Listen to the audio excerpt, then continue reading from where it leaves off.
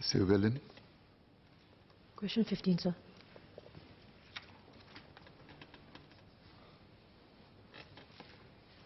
Mr. Speaker, the Silver Support Scheme targets supports at the bottom 20% of elderly Singaporeans aged 65 and above.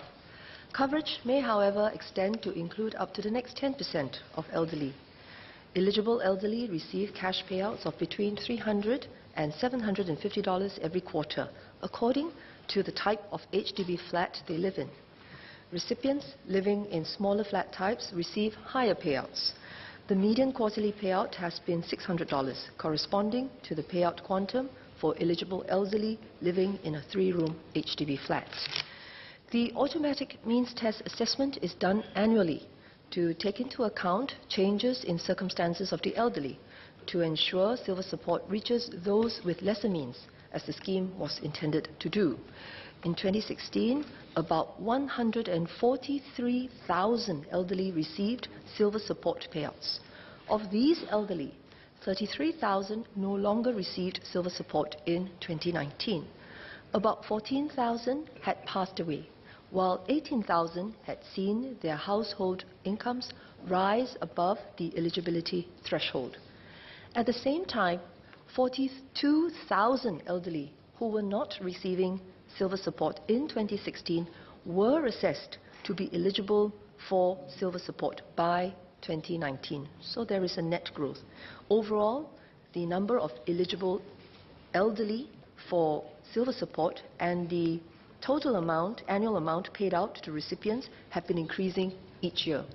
Right now, silver support total payouts annually is about 330 million, more than that. The Ministry of Manpower will review the Silver Support Scheme from time to time to ensure that it continues to provide meaningful support to elderly who had low incomes throughout their lives and who now have little or no family support. We will also continue to assess appeals from those who have missed the income criteria on a case-by-case basis. Mr. Willen. Thank you, Speaker. I have 2 supplementary questions for Minister. The first is, I'd like her to clarify whether the scheme target group remains the same. In other words, it's still targeted at the bottom 20% of elderly, with some support for those between 20 to 30%. Because lately, some of the collaterals, including replies that we've received from the agency, don't seem to mention this second group of those between the bottom 20 to 30. So I'd like Minister to clarify whether this group between the bottom 20 to 30 is still within the target of the scheme. And the second supplementary question concerns sibling income. Minister earlier said that Ministry will review from time to time the relevance of the means testing criteria. So I'd like to ask Ministry to pay special attention to the consideration of sibling income, as the sibling would probably be of the same generation and also elderly, and if both of them are living together, it's likely that one or both of them don't really have other family support. So it would be good for the scheme to look at those cases on a more generous basis.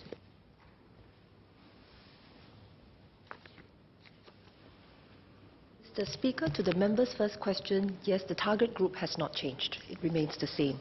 On sibling income, maybe I should give a little bit of background why we used per capita household income. The whole idea of household income is that if people are living in the same household, I think it's more reasonable to expect that they are providing mutual support to each other. There are, of course, other ways of measuring a person's level of support. You could, for example, include their family members who don't live in the same household. But having considered the different options and assessed which one of it is actually more intrusive, I think we finally settled on using the household income. I accept the fact that within the same households, the level of support may not be identical.